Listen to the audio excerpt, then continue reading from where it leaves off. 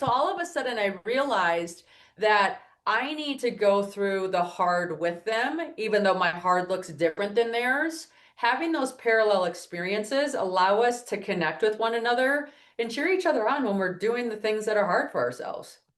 Yeah, and that's a great analogy because everybody's got a different definition of hard, right? One person's hard as one person's easy, and vice versa in different things, and we all have those different skills. So, welcome to the Launch Button Podcast, where we unlock the secrets of successful entrepreneurs and real estate investors who found the courage to hit the launch button and take control of their destiny.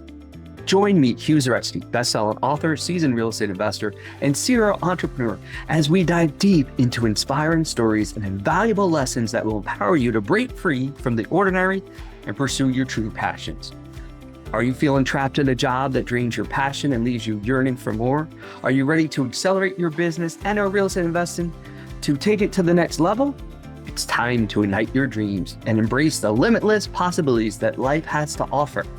Get ready to launch into the life you've always desired by pressing the launch button. all right, everybody, welcome back to another episode of the Launch Button Podcast. And today we've got an amazing guest. She's climbed 7 of the second highest peaks and many other mountains to get to the top.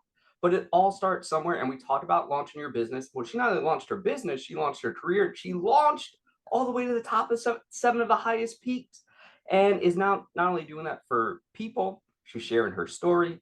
She's a mom. She's helping people grow their businesses. And I want to introduce you to the amazing Jen Drummond.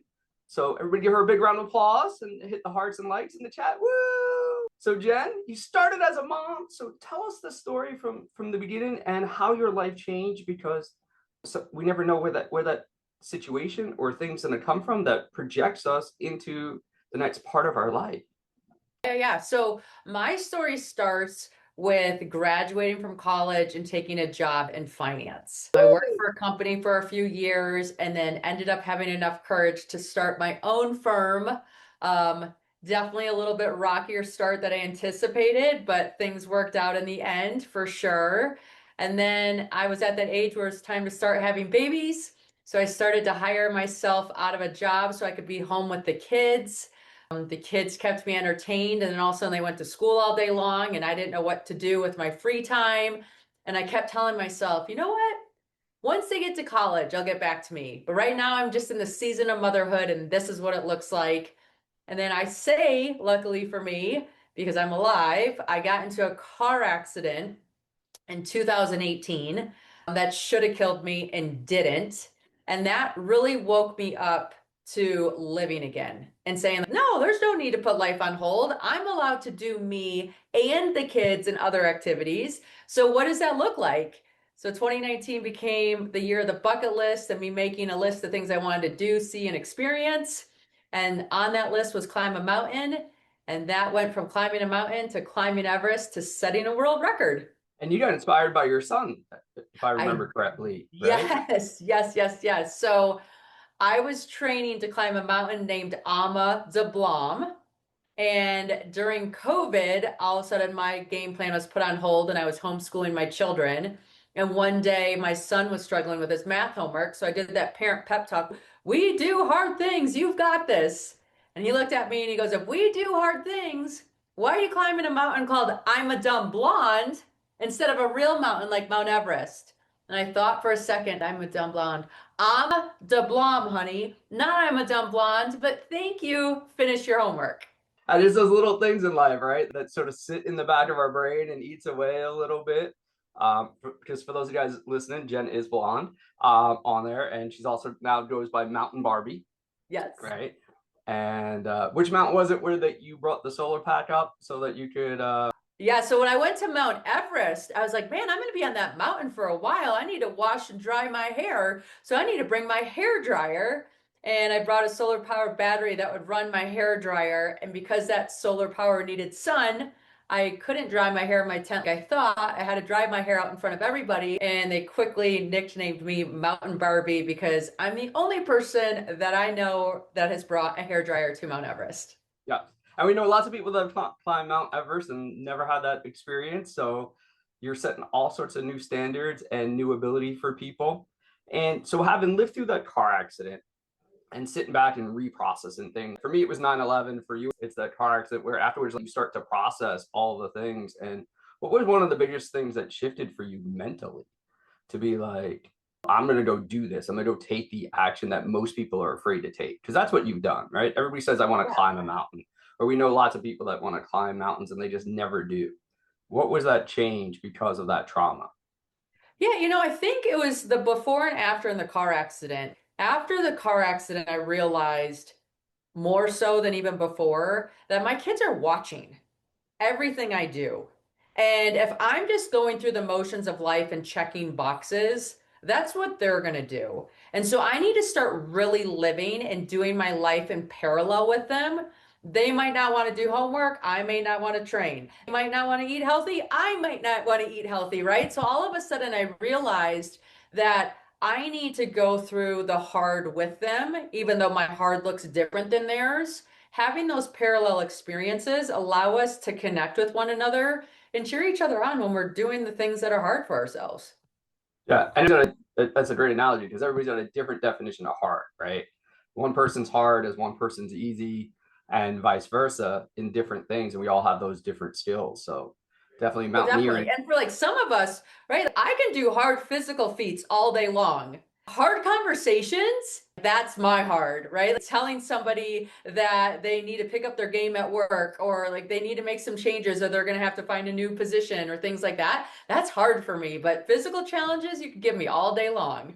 Well, we can see that with you just jumping out there and climbing the mountains and pushing things. So some people are like, that's crazy, but to you, that's not as big of a feat, right? It's just what you do.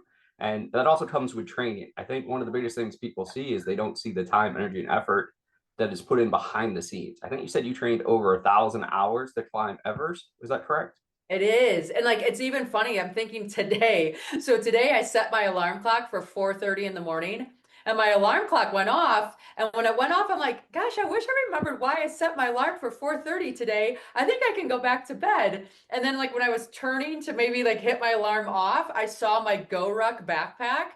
I'm like, no, no, no, no, no. I'm not allowed to go back to bed. I woke up this early because I need to go do a Go Ruck hike to get a video for them at the top of a mountain at sunrise. So I need to get my buns moving and get out this door so I can make that happen. Otherwise, the sun's going to rise too fast. So it's that behind the scenes training and commitment and dedication that not everybody sees.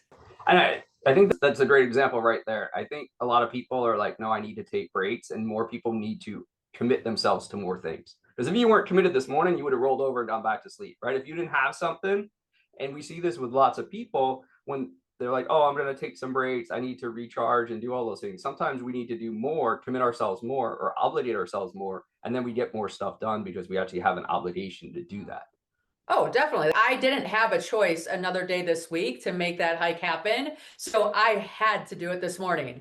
And when I was about to roll over and caught myself, thank goodness, I just remember thinking, oh my gosh, that would have put me in a really bad spot. But when you have a calendar that's so full, it helps you stay committed to your commitments. So let's talk about that. You trained 1,000 hours for Everest to be on top, you said, for 10 minutes, right? And so many people are not, they're like, oh, I'm going to do this and I'm going to enjoy the future. You put in over 1,000 times the amount of hours to have a 10-minute experience. So Yeah.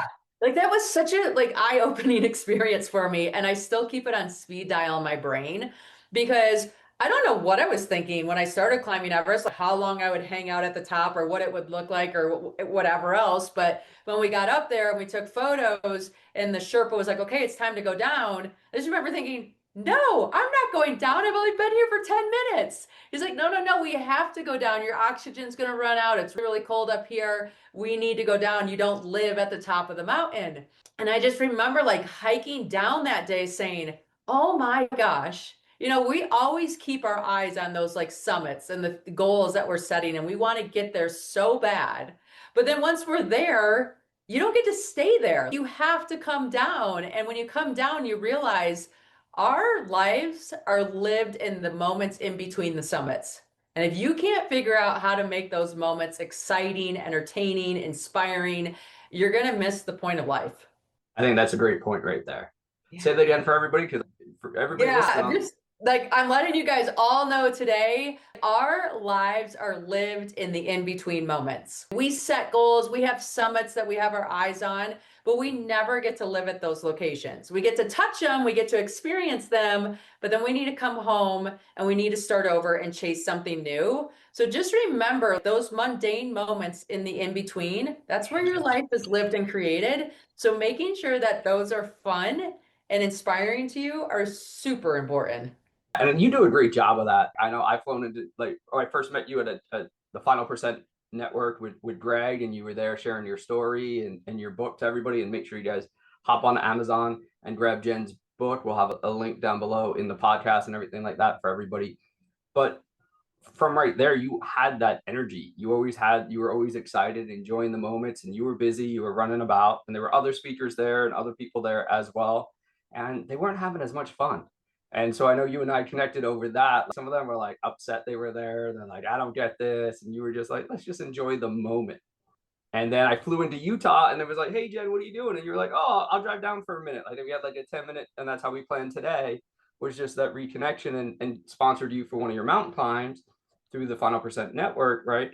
So just having that, I don't know, joy for life or enjoying the moments and seeing how you do that is a great inspiration for people. How do you keep that going with such a busy calendar? You're flying around, you got your kids, you got all these different things. How do you keep that joy in the front of your mind? Yeah, I think I just go back to the accident, and everybody needs to make their own line in the sand. You don't need to have a physical accident to have that be your truth. But for me, these moments almost never existed. I look back and think, okay, the last, 7 years of my life are all bonus years. If I would have died in that car crash, none of these moments would have happened. And I kept thinking when I crashed that day, I had met with a couple people in town that morning before I got in the car crash. And I still keep in touch with those people because I just remember like looking back thinking that would have been my last conversation, or that would have been my last human interaction. And those people were so kind and so loving and so awesome that I really did have great connections right before my crash happened.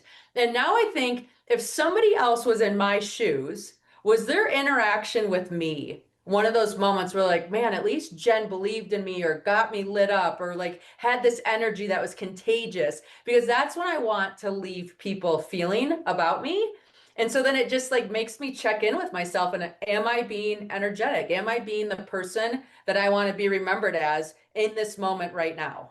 Well, you are today, for sure. There So we go. everybody's going to Perfect. remember this podcast and this episode.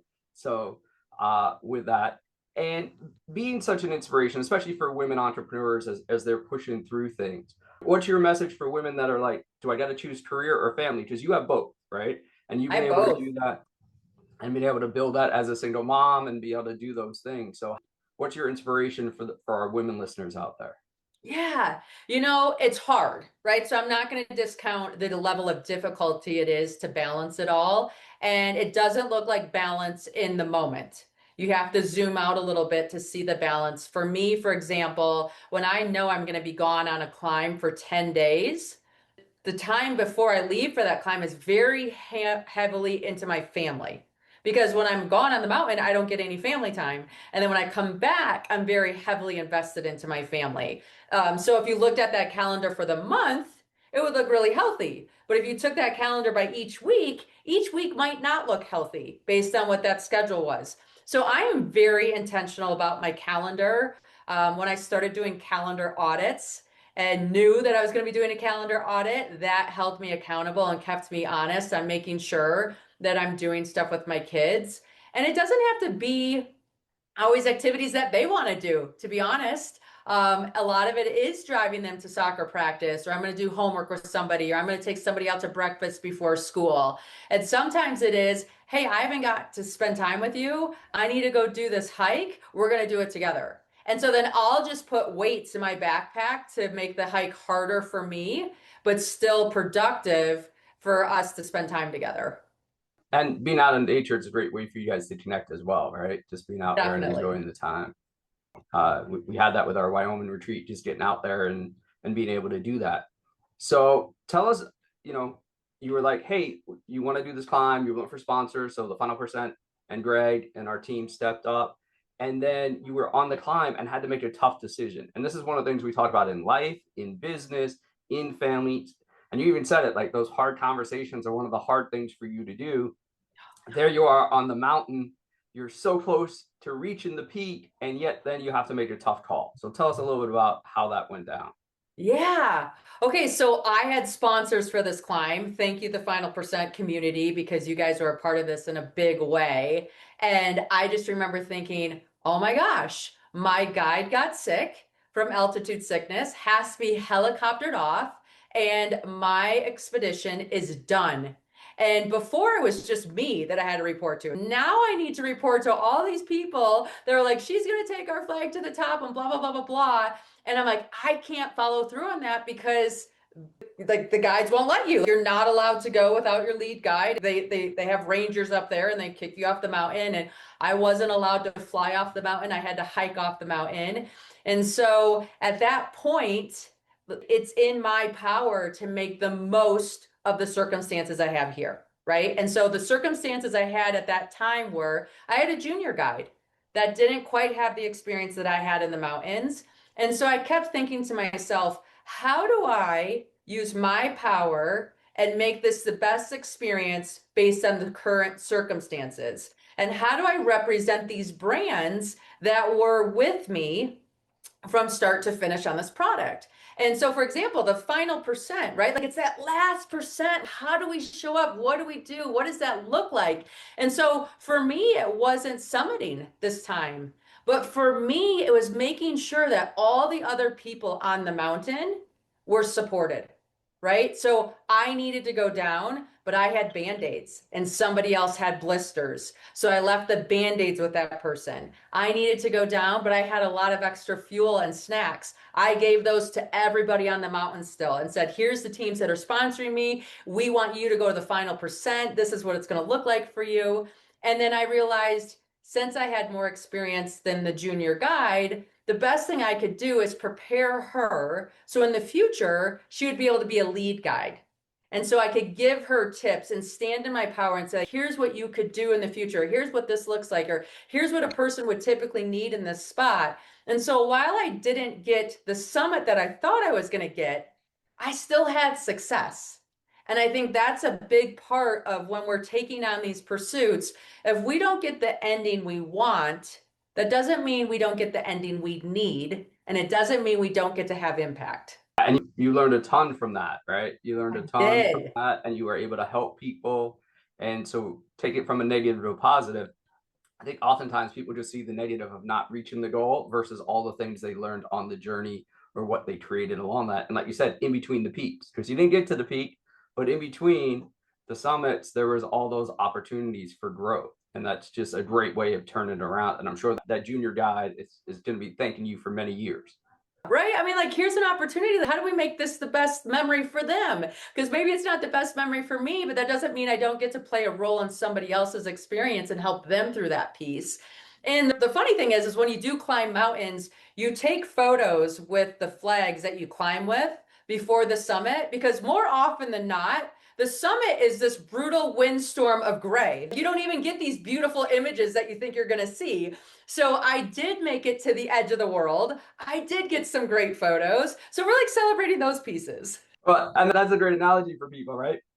You get to the top, you think it's going to be this amazing thing, and maybe you get, like you said, 5-10 minutes, or it's a windstorm, or it's a snowstorm. I know with like Denali, there's only people climbing all the time, but only 10 days is it clear, so you can see it, right? There's all this craziness that goes with it, yet we picture so much more in our mind than is actually there.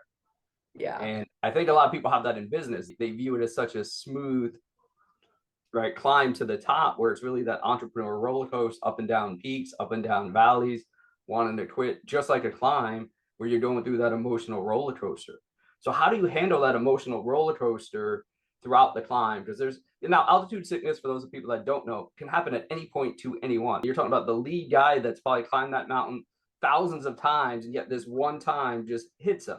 A friend of ours, Carly and Chris, also do mountaineering, and it happened to Carly on her way up to a mountain here in the US, and like just out of the blue comes on and nobody really knows why. So how do you, besides just on the mountains, how do you do that in business? How do you keep Yeah, that? no, it's such a thing, right? And it's crazy because you constantly have new information and you're making new decisions. So I think like mountaineering and in business, you need to let go of the sunk costs. So like every day you just have to like those costs happen. I can't do anything about that. That's behind me. My job right now is to make the best decision right now with the information that I have with where we are to carry this company forward. And sometimes that's abandoning a summit. Sometimes that's pivoting on a product launch. Sometimes that's postponing a podcast interview or things like that. Like you have to understand that with the information you have at this moment, you have to make the best decision. The history really needs to be left in the past because otherwise, if you carry it forward, you can make decisions that don't allow you to come home alive. And in business, that means you don't have enough runway to keep the lights on. Right. And more importantly, on the mountain, especially, you don't come home alive, right? That's a Don't come home reality. alive. So we appreciate you turning down, not hitting the summit on that one, so we could be here today and have, you know, in our world and in our orbit for lots of things that we're doing in the future with that. So for the listeners out there, is there any message you have for them about just getting started? So we talked about the launch button, where a lot of people are launching out of their careers, launching out of their businesses, not necessarily launching through car windows like you did, but 9/11 like I did, but like launching out there, finding their passions and things like that. Because so many people are stuck at their jobs, they're stuck thinking about what they want to do, and they're not willing to take that first step. What would you say to people thinking about getting started? Yeah, I think this is the funniest realization I had in all these pursuits was being kind to myself makes me stronger, right? When we're trying new things and we're really good at something, but then we're trying this new business adventure, we're beginners again. We have a tendency to be really hard on ourselves, and being hard on ourselves doesn't help. I wish it did, but it really doesn't. And you have to realize like you can't be hard on yourself and have it hard out there. Right? That's just too much hard. You're going to blow up and explode. So if it's hard out there, you need to be kind to yourself to have the bandwidth to absorb the hard out there and be able to keep climbing the mountain no matter what comes your way.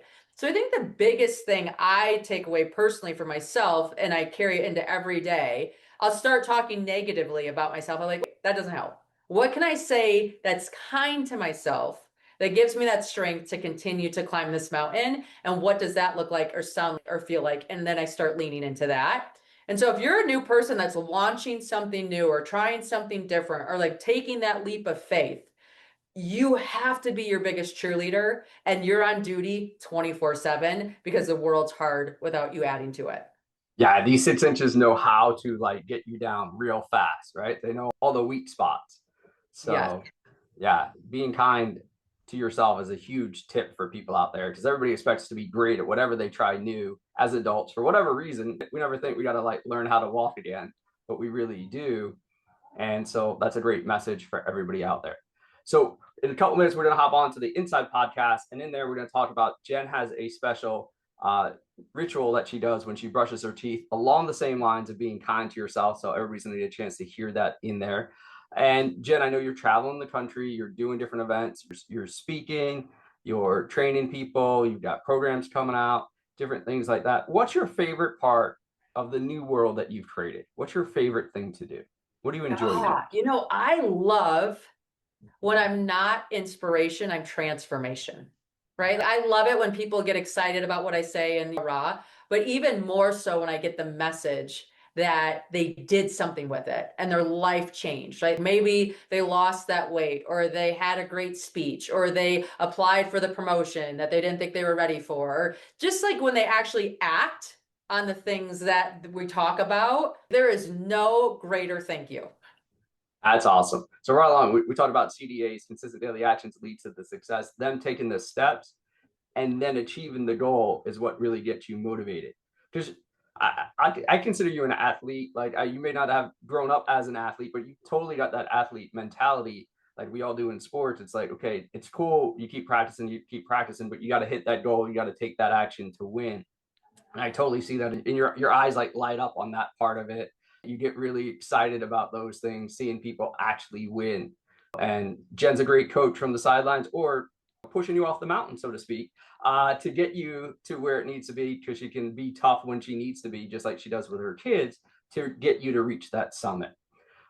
What's your, now that you've climbed all these mountains and you've had all these experiences, what's been your favorite mountain to climb? Ooh, that's like asking your favorite child. Because each mountain has such a unique, special memory to it that it's hard to pick one. But I really liked Mount Tyree. Mount Tyree is located in Antarctica. It's one of those mountains that less than 15 people had climbed before we did. So it's very pristine. It's in this gorgeous part of the world. I'll never go back there, right? I'll never see it again. And I just remember thinking, how cool is it that I was able to climb a mountain in Antarctica, right? And I have the most amazing people that I was with. It was just, the whole experience was awesome. That's awesome. So for everybody out there, go out there, set your path. Now, Jen loves to blaze a path that may not have been walked before. Just like only 15 people getting to the top of that mountain, some of her steps were the very first steps on the mountain to reach the peak, or for you to reach your goal in life. So definitely reach out to Jen. We'll put her social media. She's got her own podcast that you guys can hop onto and take a listen to that, because she's just pushing people forward and to the top of the mountain every step of the way. So we appreciate your time here today. Those of you guys, hit the likes, hit the follows. We'll see everybody on the next episode of The Launch Button. For those of you guys on the Inside Podcast, we'll hop over there and we'll talk about Jen's ritual of inspiring herself, being kind to herself, and brushing her teeth at the same time. It's a 2-for-1. So we'll see you over there. Have a great day, everybody.